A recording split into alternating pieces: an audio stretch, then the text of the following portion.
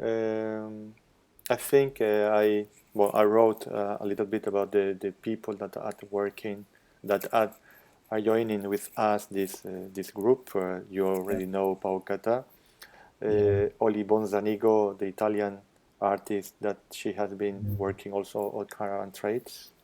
Yeah. Um, and And also Embark Bouchechi from the south of Morocco, a visual artist. He yeah. has been working on slaves in the south of Morocco, and he had an exhibition in Rabat called Mhm. the Black Hands on this kind of population. He's also asking himself the position in the Moroccan society of black people Mhm. like him, and also not only the the people that came from the old slaves, but also some tribes in the south that Yeah. they are not Berber, they are not Arabic, but they have been occupying that region from I don't know from the beginning. We can say it's Mm. the Drawa tribe. Yeah. Um, Even when they come to the north of Africa, they are considered like immigrants, even if they are Moroccans, and so there are also a lot of things going on about the black people in Morocco, Mm. which is interesting. I like what he's doing because he's asking a lot of things. And in these exhibitions, he was also showing, he asked me if I knew, because he knew I was working on the architectural heritage in the Dra Valley. So he wanted to know what happened with the black people once they die. Where are they buried? If they are buried in a specific place for them, or if it is the same place but they are separated from the other tribes, or if Mhm. they are all together. That's a question I didn't know, and I just asked some friends in different places. Uh, every place do it in their way.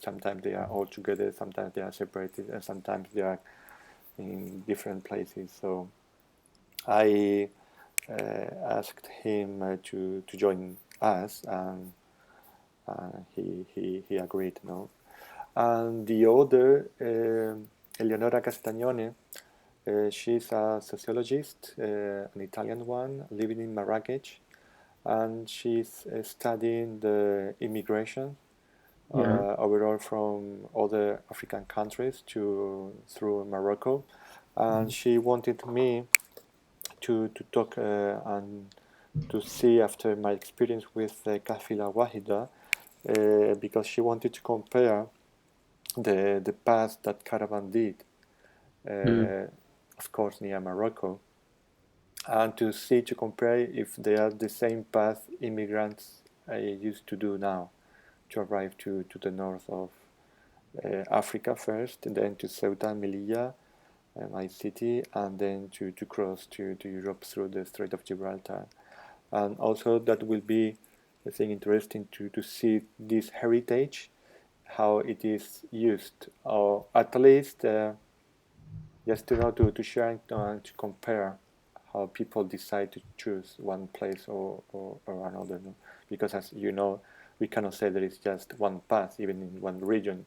It depends on many things, on water, on the political situation, which means the tribes, the relation between the tribes. So there are several possibilities. But well, it's also another approach that could be also interesting to That's share. No, good. I don't know. You talked me the last time about a friend of you. I don't. He's a writer. No, Yeah. and I see. I wrote him an email, but I don't know if he didn't have it spotted yet.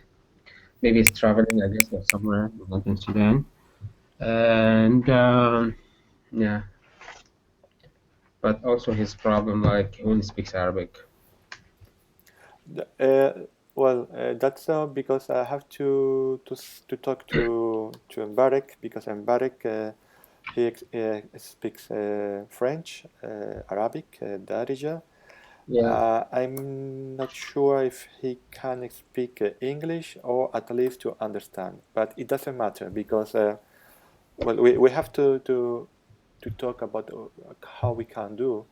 But yeah, I told them that maybe we can do just things like now. I mean, not um, a multiple conference between everybody because sometimes it's complicated because people cannot uh, because of the schedule. It's complicated yeah, to yeah. agree one day, one time.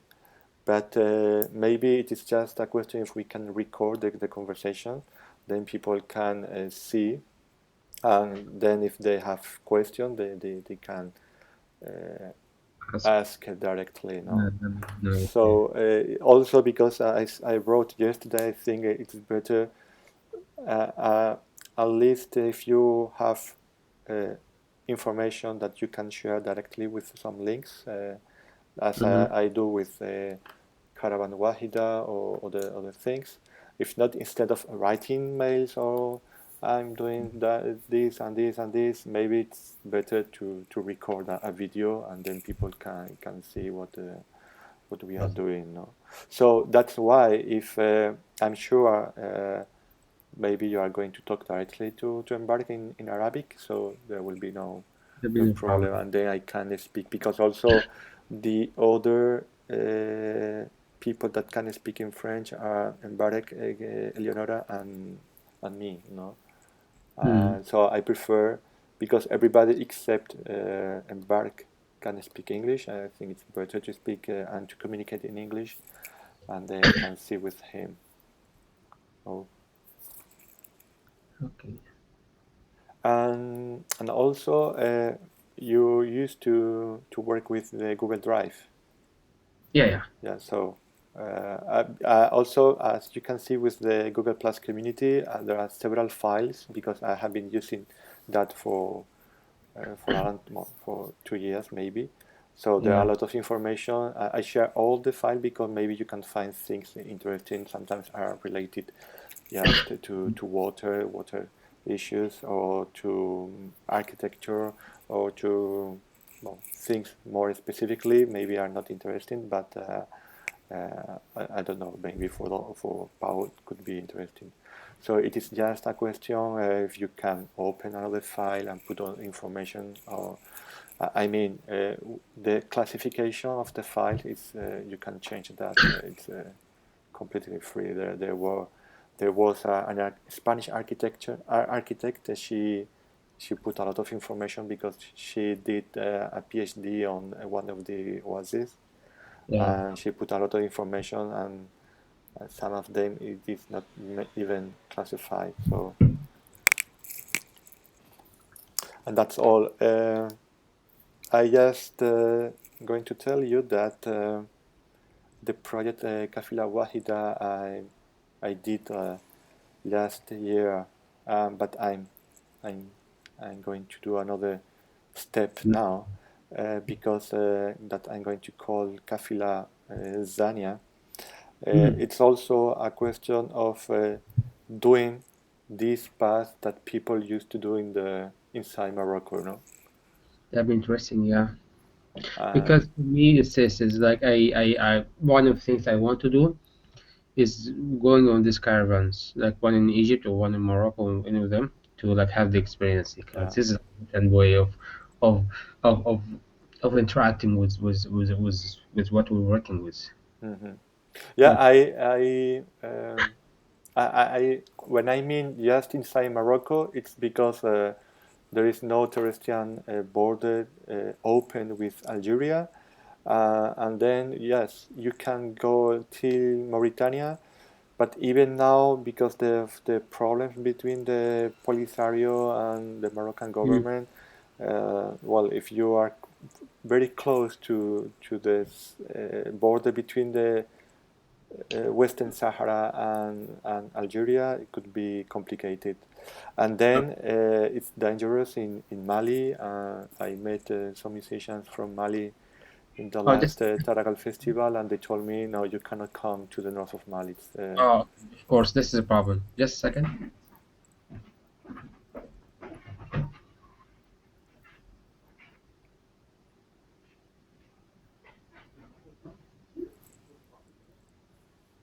Hello, sorry. I'm just, yeah, today I'm really confused. So you would, no, I was talking about the problems to do caravans. Yeah, the border, yeah, there's an issue. I don't know how, but it is not also the border, but also the political situations because Yeah, that's what I'm talking about. Yeah, that's what I mean, like by border. Like you can go from here, but the on the other place, like either it's taken by whatever, like rebels or country problem or borders problem. I don't know if of course if there are other regions of the Sahara Desert where we can do one of these caravans. That will be great because also my experience with this one, it was just 300 kilometers, which means 2 weeks, Mm. walking 25 kilometers per day. And it's complicated to explain because it is also about nomadism. It is also about anthropology, the different people I met from the different tribes. It's also the language they use. It is also about the water, to know where is the water, how you can use that. It's also about landscapes. It's also about architecture, because it was something very interesting for me to study the relation or the kind of habitat all these Mm. people have. It is not the tent, the nomad tent, because in fact in 2 weeks we used two modern tents because of the rain. But Mm. if not, people Yeah. sleep outside without the tent. So in fact, it was interesting because of the architecture, but there was no architecture. Oh, really? Yeah, we had the tent, but we slept the whole time Mm. uh, watching the stars, or the sky. Yeah. Um, Left. but yeah, I think. But for me, it's much easier to organize that in Morocco, to do that in Morocco, because I know the people. But if you ever have an idea to do that I don't know if we can do that in Egypt. I think maybe I in think Sudan now it's complicated. it's very complicated, yeah, of course. And Bao will be in Egypt, and then actually talked about it. Like we can meet in Aswan, Hmm. as I want to go to the south. And there's a market, like when the traders comes from Sudan to this market, and then go back to Sudan again from Hmm. Aswan, because this the route is still working till today. That's a good thing Yeah. about the one is between Egypt and Sudan. It's still functioning, and maybe we can go there and talk. Maybe we can find a way. And also, like, because my ex-girlfriend, she was an Egyptologist, and we talked about this route before, and she was doing is excavations there Hmm. near the Wahat, near the oasis in Egypt, because there's a remain of a Roman temples Hmm. on the road, because the road actually it was used during the Roman times. There is some architect there. There is some money, like I don't know, stuff over there. Yeah. It could be interesting. So, but like I said, like in Egypt, be easier. So maybe in Aswan we can figure out if it's a way that you can do that now, Hmm. because security-wise, sometimes not. Because also there's a problem now.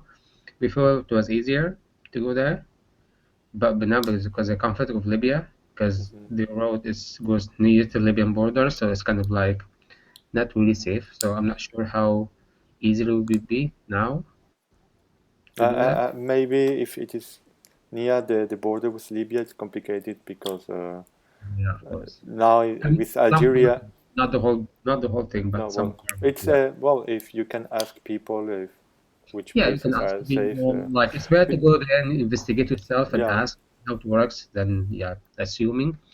So maybe if you can do that in Aswan, if you can meet in Aswan, and you can go to the market and talk to the people Mm-hmm. and see how it works, like, you know, security wise and money wise, and how to have this trip not on camels but maybe by car or something.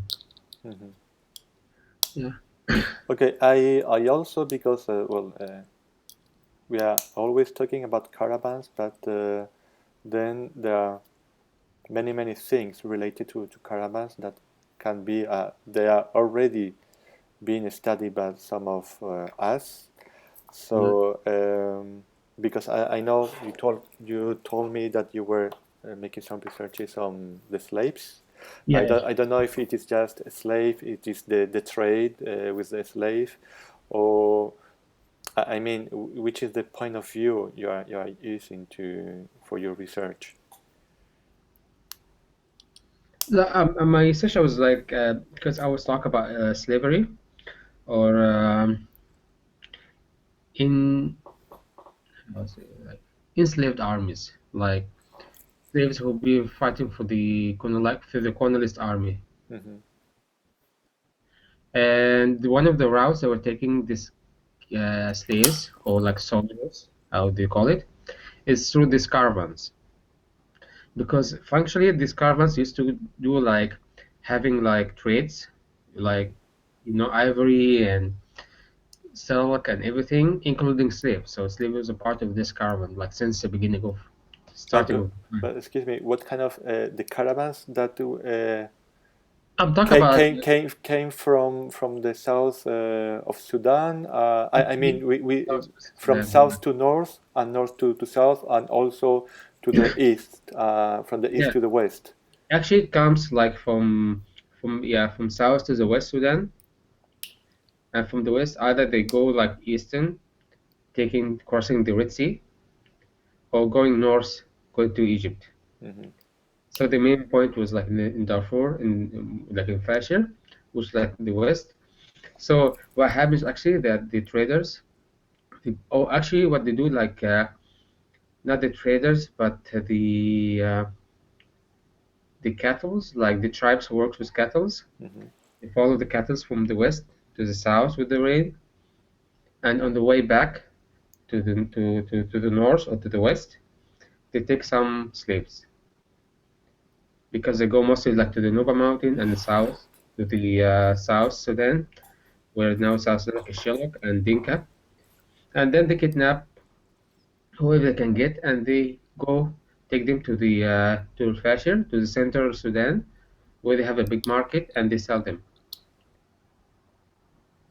And So this kind of trade has been happening since I know since the seventh or the eighth century, but till now, or not until now for sure.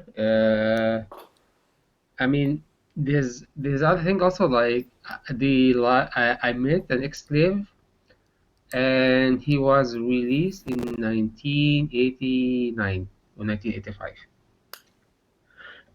But this is like tribe thing. It's not like it's yeah. like different tribes, like tribe and tribe. Hmm. They just but not more official in a way anymore. But this slave thing is still happening. Actually, started since no even before since even before. Like officially started with on the 5th century, Hmm. if you can say that official. Like we Yeah. have an official record. It's in on the 5th century because the Arab when came to Egypt, they have that agreement with Sudanese kingdom or like the Sudanese kingdoms in the Christian Sudan at that time that every year that the Sudan support Egypt with 600 slaves. Hmm. And then in that agreement that shows like they already like since 5th century that's it started to be like an official thing between Egypt and Sudan. And since that time until like officially 1935, it was working. Yeah, because Even hmm? no, because I'm just telling that because I met last year one of the last we said to me that it was one of the last slave of Morocco that he got the freedom in 1950s, something like that, Yeah, when yeah, he yeah. was a child, and it was the moment well, there was not official No, slaves officially, in Morocco. no, officially it's like in 56 or 57. But it was kind of a different kind of slavery we're talking Yeah. about here, because this kind of like slavery that could be like like a commercial thing, like international, like you're Mm-hmm. going to other country and sell them, and then domestic slavery that you cannot sell this slave outside the country, or it's illegal somehow, or it's not Mm-hmm. really like it's illegal but not really by law. So you still can have slaves, but it's not legal. You know what I mean? Mm-hmm. Like there's no police to search you, but like you can actually happen. Like actually, what's what that happened like was and that what happened, for example, in Egypt, Sudan, like in the end of 19th century with Jordan Basha, like he was the governor of Sudan, and his way he's like he asked any like if you catch a slave trader, you can take his money. And what people used to do is just like catch like slave traders and just steal the money, Mm-hmm. because it's easy for them. So this is the only way that he tried to force the law to stop slavery. Like officially in Sudan, like on the textbook, is on I guess 1899 or 1898, it was officially stopped. But it was still working. Like for example, like Egyptian army used to take Sudanese slaves until like 1934. Mm-hmm. So even like maybe 36 years after that, there was still slavery, even officially on the record. It's stopped. So to say like on the record, maybe in the 30s, but there were still domestic slaves because after 36, I guess the Egyptian didn't take more slaves from Sudan, so was not need to take slaves from Sudan an official way. So what they do like have the domestic slaves, and like I met that guy. I told you that guy I met was released in like in when he was a child. He was released in 1980, 89. So it's not a long time ago, Mm-hmm. and he was bought by UN, like or by an NGO from a tribe, because there's a tribe in the West Sudan they called Bagara, and they were really responsible, like they were taking part of it. But what they do, like until like the 80s, they will not when they kidnap a child, they don't say like he's my slave. He says like he's my son. So what you do, like he kidnap a son for you, he works for your house, Mm-hmm. and officially like somehow in the tribe he's your son, like he's part of the family, but he's not. Okay, so that was how they adopted the slavery in Sudan in the 20th century. But it is also related to the tribes. Yeah, yeah, it's a tribe thing. It's a tribe, yeah. Because if you're Bagara, you hire them Missouri, you can take from them, because it's more like a tribe thing. Uh-huh. Yeah, and you have certain tribes that you're taking slaves from, not in the tribe. Like has a relation with the history of your tribe. This conflict has been for ages, like a tribal thing. And this is like even the beginning of Sudan, we have this. Like since ancient Sudan, we have this kind of thing. But maybe I was saying like maybe in the since the Arab invasions, it started to be official. Like other countries demanding or asking Sudanese to bring them slaves and became part of the trade, a part of the economy Mm-hmm. of the country. Yeah. But in my family, I heard stories because my grandfather, like my mother's grandfather and her father, they were involved in trade somehow. So my mother told me stories about like slaves also. Mm-hmm. So, but when I was asking for the tribe, there are tribes that they were used just as slaves. I mean, there is a discrimination today because if you are from one tribe, so you are Yeah, yeah, not considered. yeah, yeah, of course, yeah, yeah, yeah. I mean, in some bars we call people like slaves. Like if you're from like in North or like in some places, we call people from the West like khadam, like servants, Mm-hmm. or people from South are slaves.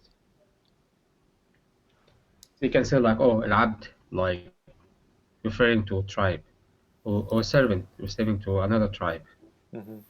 because that's what they do in the mentality of the other tribe. Either their own slave or khadam who people coming from the west who are also like domestic who work in the house. So you always have one or two, but not more, who just like working for you. But it's just like getting somebody to work for you without paying him. Mm-hmm. But not, yeah. But it's still in Sudan, of course. That's still going on. Yeah, you can hear that. In Morocco, well, it is not slavery, but there are some problems related to that between the Drawa tribes and the Berber tribes because they used to be one of them more powerful in the past. So Yeah, now they are considered that they cannot if you are a Drawi need to work for a Berber guy, he's sometimes he can say no, I'm not going to work with him because he's from this Berber tribe, no. yeah, yeah. Um, and then also the first question about the path of the caravans, because I imagine that the trans-Saharan caravans from Sudan to Morocco were not as usual as the trade between the the country that are surrounding Sudan, like Egypt, or the relations between Morocco Yeah, and Mali, because well, it's closer.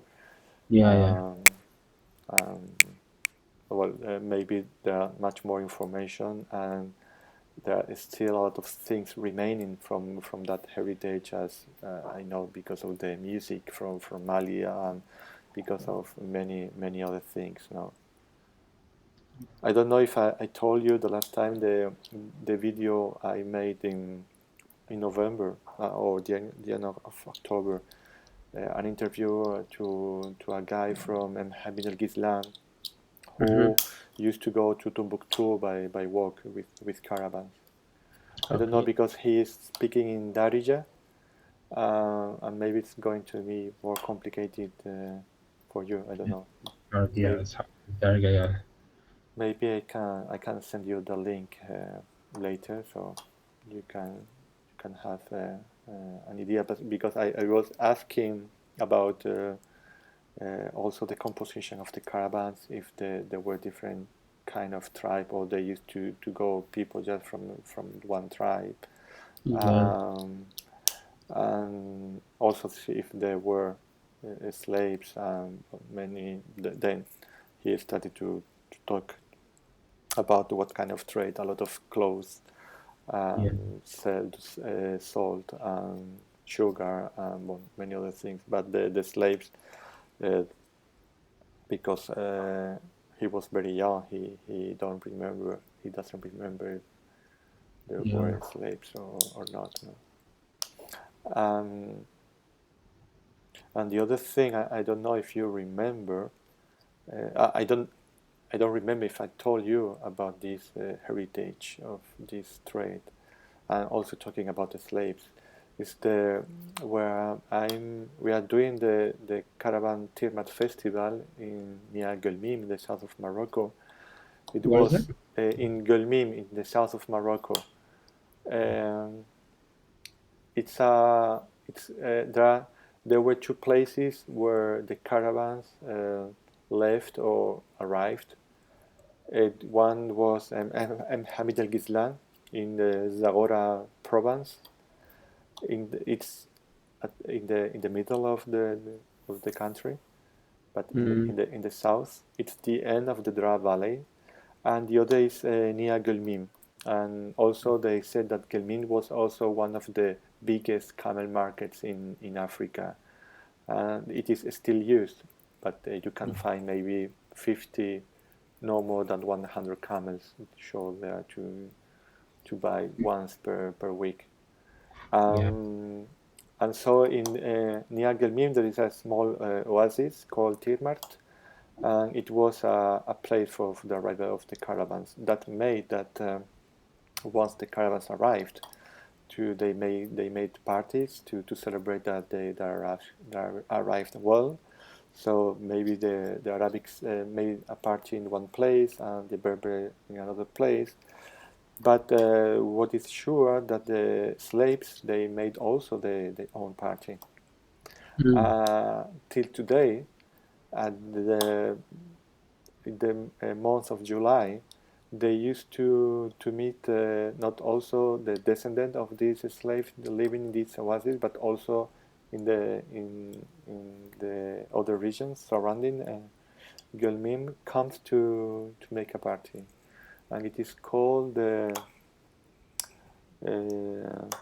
the the Black Festival or the Festival of the Negroes. No, Mm. I have never been there because it was maybe before 2 weeks before our festival, or Mm. I don't know, but it seems very very very interesting. No, Interesting. Yeah. If there are any links to videos of this fit, it would be nice to have an idea.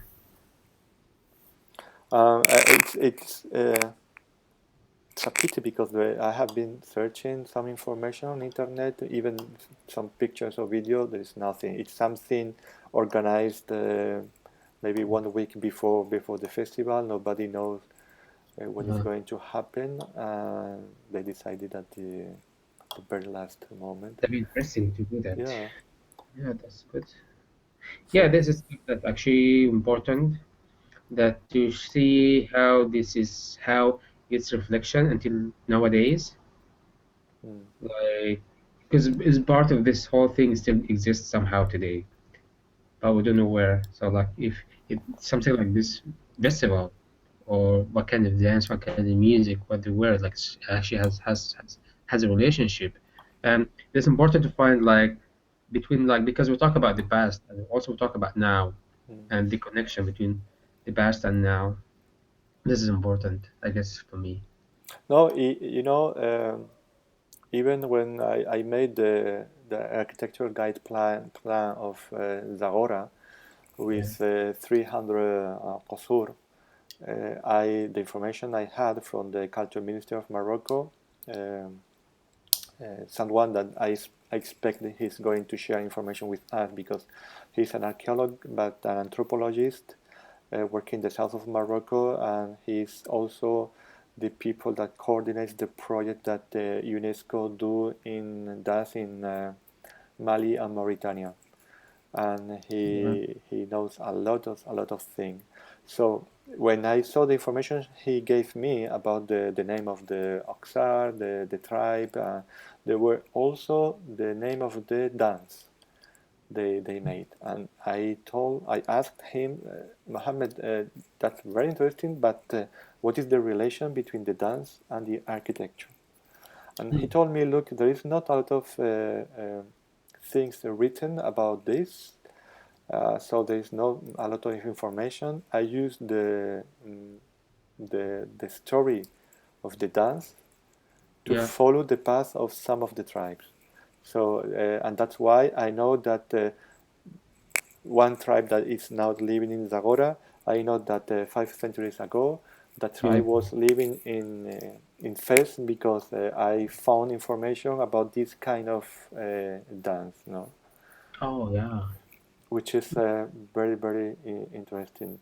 And also, I proposed Miriam Jazzoli. She's a choreographer and dancer from Casablanca. She has the Espace Darja, an artist residency but focus on dance, contemporary dance. And I proposed her to work in a contemporary way with this kind of dance from the south of Morocco. And last year she came in May to Tirmart, Yeah. and she started because she wanted to work with women doing a kind of dance because Yeah. the women do the dance called Gedra. This is a Saharan tribe, Yeah. and one of them is from Tirmart. So she came and she started to learn, and she talked to some of them, and now she's working on these things. That's why also I'm very interested to know what happened in the past, but also how we can do nowadays. Yeah. Um, I will share all these links. Also, you can find all this information on the website of marsaddraa, but maybe I'm going to put some of these things on Google Plus community, so it could be much more And also, I just easy. had a small video with some artist. She did like interview with me. Hmm. I was talking about the two projects. The one was a slavery trade or the slavery caravan, and the other one is the Holocaust Museum. Hmm. And I guess it both interesting for the same topic. Yeah. So once I have this video, I can send you the link. So we could also Okay. like I can for the other artists too. They want to know more about what I'm doing. I'm speaking about these two projects, like the idea and the concept and how it came to be. Okay. Yeah, because Oli Bonzanigo, the first time she talked to me, she just told me she was interested on Berber culture, on pottery. And someone told her that near Zagora there is an important place for pottery. Mm. Because she knew I was working there, she asked me for some help. I asked some friends, and finally I told her, look, maybe you have two possibilities. You change the culture, I mean the Berber culture as a subject of your research, Mm. or you change the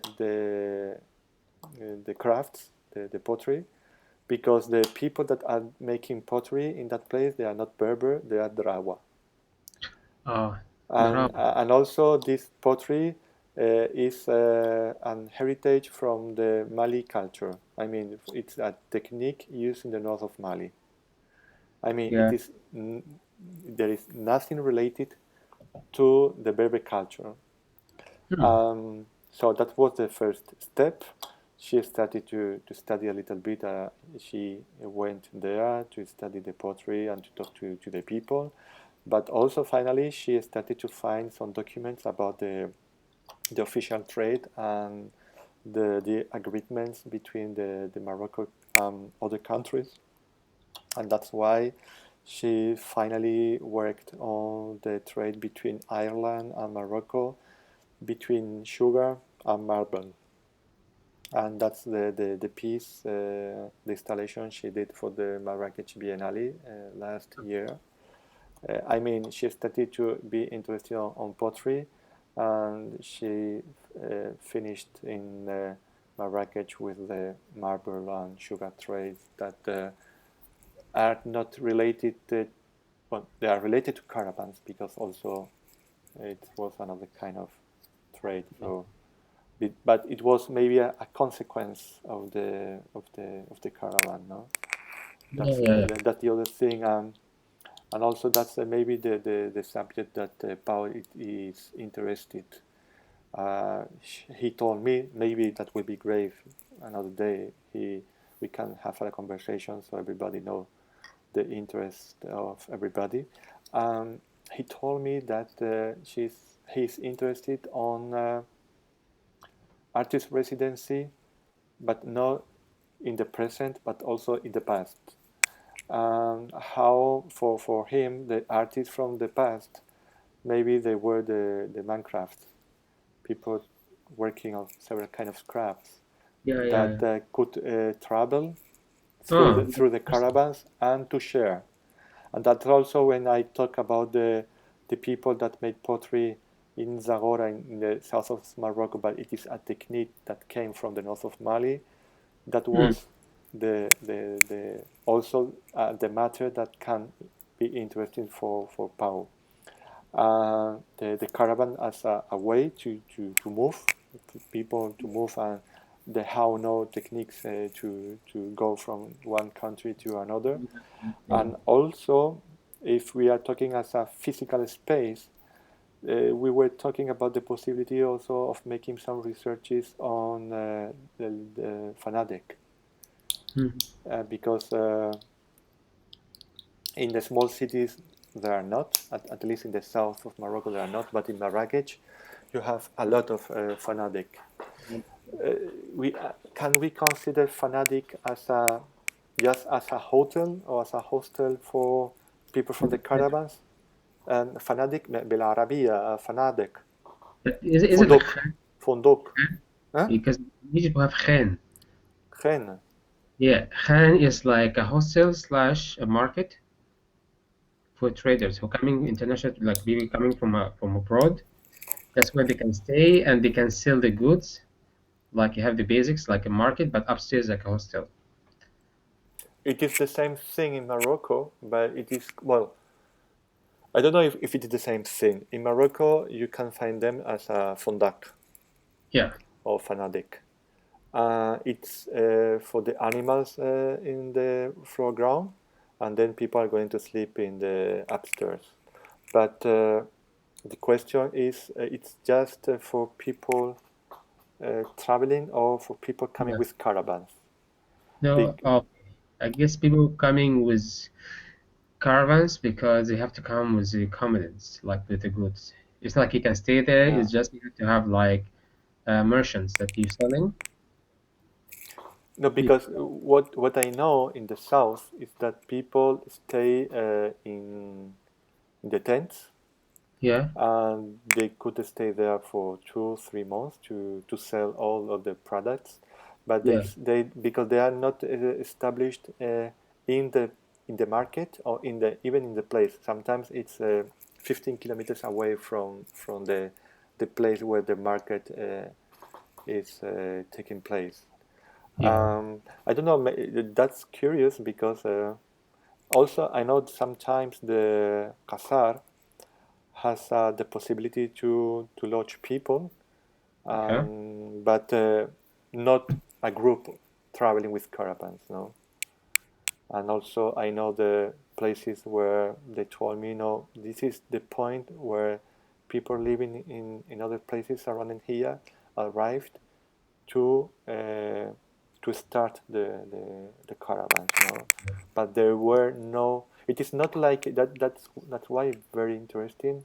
Maybe because it is in the Medina of Marrakech, Yeah. it's completely different To other. to Yeah, to of course. to to to, to, I guess to other. everybody have it from a different but I mean the same idea, but it's different way of how to say to making it. Yeah, Like having a place for the traders where you can sell the commodities and like and sleep there. Maybe have a different way, like maybe if you're more with animals, you have a place for animals. If more with like silk and cloth and fabric, you more for have a different kind of mark. But I yeah. mean the same idea because we have Zariba in Sudan. I guess have the same idea too. But Yes. well, if also you find some or you have some information about how it works, this kind of fondak or uh, Yeah. you told me you were going to send me the link about the video you were working with because Yeah. you were working on two projects, no? About the Uh, Holocaust I was Museum. talking about I was talking about the last project I did was the Black Ivory, Hmm. and also I talked about another project has a relationship with it's like because my practice is about history Hmm. in general, or like um, unrecognized history. So one of the project was talk about it was the first one is about the first German concentration camp. Hmm. In it was in Namibia, and the same format was being redone in Europe afterwards in World War II. So I was talking about the camp and what was happening there. It was kind of like building like a museum uh, style, Holocaust museum style there, format there at the gallery space. And the other one was like the Black Ivory, which is like the first of the research, first part of the research I'm working on right now, and it's about the 500 slaves were taken from Sudan, and then they were going to fight in Mexican War, in the French-Mexican War for the French army. So the first part or that show, it was about the route going from Darfur up to Asyut, which is like 40 days road, and up to Alexandria. So I tried to put like a kind of visual map, Mm-hmm. like an audio visual map with a fiction story. So about the route and about how things were going on over there. Uh-huh. So I will send you, yeah. So I think she will be done. I guess she's still editing it. So maybe next couple of days she will send me the link, Okay. Oh. and I will send it to you. And I think that Well, maybe you I can can drop. put Yeah, that directly on Google Plus community, so everybody can, or yeah, everybody, yeah. or the I can people put from link this on it. group or the groups can take a look. Can yeah. Okay. I think I hope the people are going to the group are going to look about what we were been talking. It's also just to start a conversation or several conversations between us. Yeah. Maybe there will be, as I told you, people that could be more interesting to know more about some of the subject we have been talking, or the Okay. subject you are talking about. Mhm. Um, and also, if you find something that you could be interesting to know how it works in this other side of Africa, Yeah. that would be Yeah, I great guess as once well. I go home also, because I have all my stuff on the other computer, not on Yeah. this laptop. So I guess when I'm back in Cairo, I can also like add some stuff I have, like some information or some books or some things that I was using for my research. Hmm. It's about the caravans in between Sudan and Cairo, or in Egypt and Sudan. Hmm. Yeah, and that is certain that one in the markets there, because there's a couple of stories about the markets in Sudan. It was done in 18th century, and it can somehow give you an idea about how was situation going on there. Like this one, I hope I can find it. It's really good because it was talk about one of the markets in near Atbara, like northern Sudan, and he was like saying what was on the market, stuff coming from like in like an ivory animals, Hmm. like ink from China, like paper coming from Italy, like all this mixer stuff happening there. And how the caravans are taking the stuff going back and north. So you can even tell by the good that they were saying at the market, like what kind of things that you were bringing from Cairo or from Egypt to Sudan, and what they were taking from Sudan to Egypt. Hmm. And do you have some plans of the path made by the caravans? Because I found it some of them, but more related to Morocco. The the the the path from the Morocco to Sudan is a general one, but I Yeah, don't know if you have found some information about that. I have one on the my on the Even if it is just between Egypt and Sudan, it's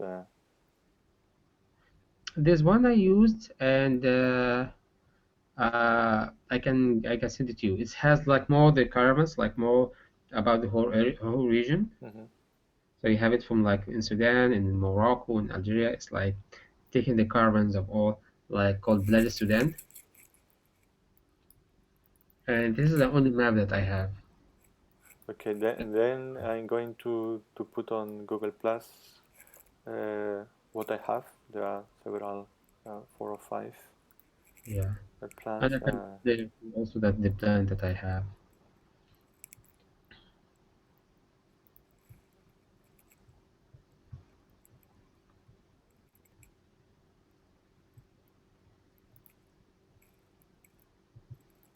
I have four. I will do that later. Okay, there is something more you want to talk or to ask? I guess for now it's fine. We until like I can just see what I have, and then we can talk more. And it'd be nice to talk to other people too. Okay. Yeah. I'm leaving in 2 weeks for the desert. the 19th, I think. I'm going with a group of the architecture students from Madrid to the desert. Then I'm going to stay. Well, I don't know because every time I say a plan, it changes every time. So, but I will be maybe not before the end of February, because in February I'm going to teach at the art school of Tetuan. Okay. I'm going to make a workshop 3 or 4 weeks with the students. And if Okay. I find money, I will go there to the desert also to work with them there. Because also we were talking about the possibility of that's from more related to education and how we can work with students from several universities Mm. with people from very different domains. Yeah. And that's why we are thinking the subject we can study together, at least for now, the art school of Tetuan, which is the only one there is in Morocco. Yeah. Also the visual art school, a private one in Marrakech called ESAF, and the architecture school of Fez, Yeah. and the science and technology faculty in Rashidia in the south of Morocco. Yeah. So we are thinking how we can work together. Um, it's much easier if there are people like us that are making researches, because it's not very complicated with the students. The problem is to find the not just the time but the moment to work, Yeah. because you cannot go to the desert during the summer. It's complicated. Yeah. But also they have during the year they have the holidays are not at the same times. But we found it that at least with the ESAF, with Marrakech and Tetuan, the possibility of two possibilities. The students they need to make a last project for during 1 year, and they propose several subjects. So one of the subjects could be related to the desert. Um, um, and the other is the stage the students have to do. So maybe if it's just for 3 weeks, but we put them to work on the same subject too, from Yeah. different point of view. Maybe because I have been contacted by people from Edinburgh, from the Edinburgh University, because there were people. I was there 2 years ago explaining things we could do in the desert. We should have another talk maybe. Yeah. Okay, now yes, I think it is important to share things that we already have in our computer, to put them on the Google Plus community, to have sometimes to see To all see. this information, and Yeah. then to start to ask directly between, Yeah. and that's it's not much more complicated, no. Yeah. Okay. Good. Okay, So. we will talk another time whenever you want.